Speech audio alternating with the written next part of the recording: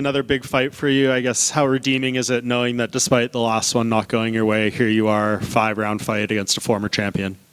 Yeah, I think it shows how much I've proved myself, in the UFC and like the short amount of time I have been here. I did lose my last fight, but I've had a lot of great performances before then. And even my last fight, I won 5 rounds, and it was a tough fight. We had a lot of back and forth. So it feels really good to still be in fighting someone in the top 5, still be in that title picture. Yeah, and you're obviously still very young, so someone in your position could maybe have that loss and it could do something negative to them. It seems like it's been positive for you. So how did you ultimately find that positive path? Yeah, I think it's just from competing my whole life. Like, I've grown up competing since I was like 8 years old. You win a lot, you lose a lot, and it's something you always have to learn from and grow from. Not take it too hard, not harp on it too much. I think people kind of really get down on themselves.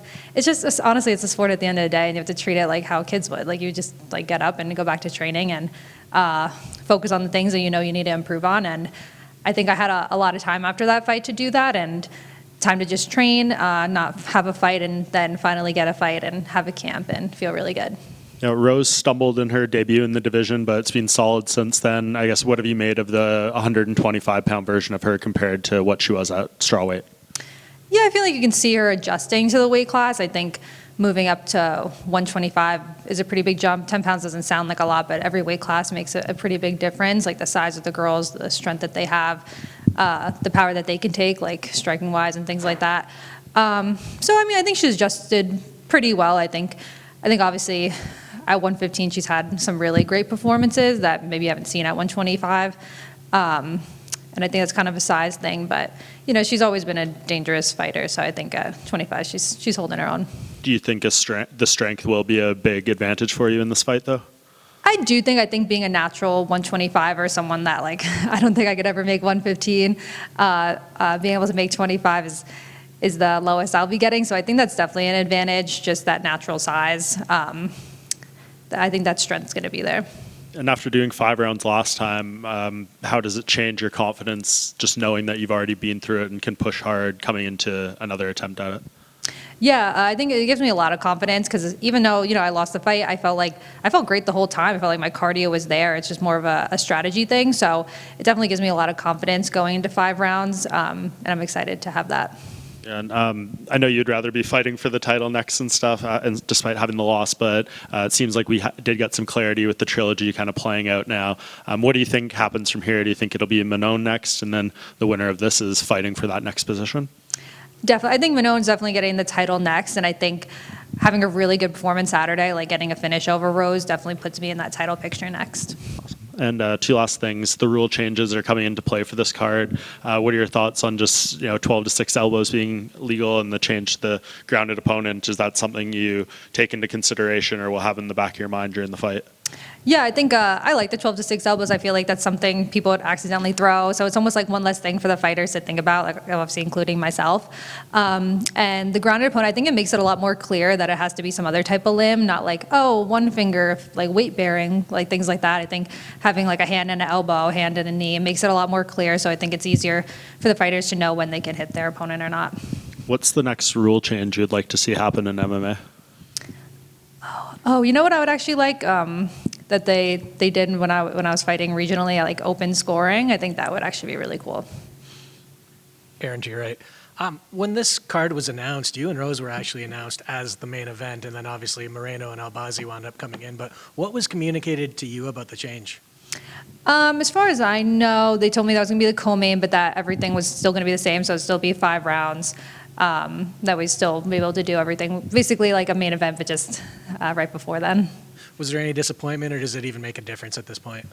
I was a little bit at first because I was worried that it'd be 3 rounds, but I'd rather 5 just to get like that experience. But once I knew it was 5 rounds, I wasn't worried, and the poster looks cool. I love having my face on it. So there you go. We touched on Valentina and probably Manon getting the next title shot. So how do you see that fight playing out? I think that's been a tough fight. I think Manon, she's a really big girl for the weight class. She knows how to use her range and her size. I think Valentina is a more dynamic fighter. I think she has more skills, but I think Manon just really knows how to use her body type for her style. So I don't know. I can see either girl winning.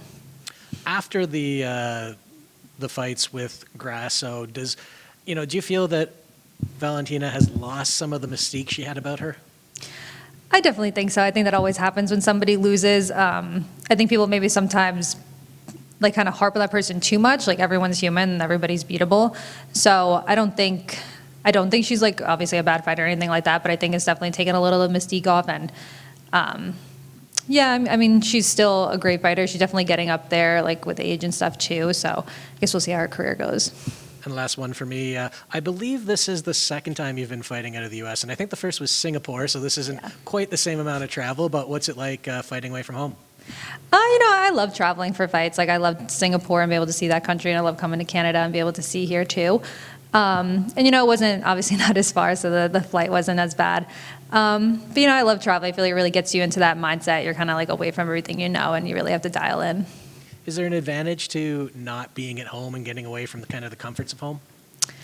Yeah, I think there definitely is, because even when I do fight at home, I always stay at like the hotel that the UFC provides and things like that, just to kind of keep myself more focused. I do love fighting at home, and I think those are obviously all special like moments, but not every time's going to be like that, and it's almost nice that every time's not like that, so it can be special when it happens. But I love fighting either way. Thank you. Right here, Erin. Obviously, with your last fight coming off a defeat, was there any takeaways that you took from that fight? Was it a difficult defeat to get over? And did you have to change up much with your game or your training, etc. after that? Yeah, losing always sucks and it always takes a little bit getting over, but I didn't harp on it for too long. I feel like I just let my body heal from the fight, and then I was back to training. I feel like me and my coaches watched over it. We found things we wanted to improve on. With my distance management and my striking and my wrestling and everything kind of as I always do. I just kind of focused on that. You've been thrust in here to a pretty good opportunity against a very well-known fighter in Rose. Like, what does that tell you? I guess it tells that the UFC believes in your ability to put you in a position like this and give yourself an opportunity to make a run for the title again. Yeah, definitely. I feel like I've proven myself in my previous fights. I was on a pretty big win streak with a lot of finishes. Even though I didn't get the win last time, it doesn't like diminish all those things that I have done prior. So I know what I'm capable of, and I'm prepared to show that again Saturday. If we do get that fight between Valentina and Manon, who do you think gets the win there? I'm not really sure. I feel like both girls have their strengths and weaknesses. I think Manon's size obviously is going to be a huge advantage, and Valentina's game is pretty diverse, so I can see either girl winning. Jasmine Jastovicius was in here earlier on. She was speaking very highly of your teammate Fatima Klein, who obviously lost to her, but I think she put in a good performance on her UFC debut at short notice. Want to get your thoughts on that fight, and if we're going to see her sometime soon. Oh yeah, I think Fatima did amazing. Considering the circumstances, she moved up a weight class, took it on 10 days notice in elevation that she had no time to prepare for. And she still went out there and she scrapped super hard. She was rocking her with some of those right hands. But I'm super excited to see her go back to 115, be in her weight class, be prepared, and really show what she has. Thank you. Okay, thank you guys.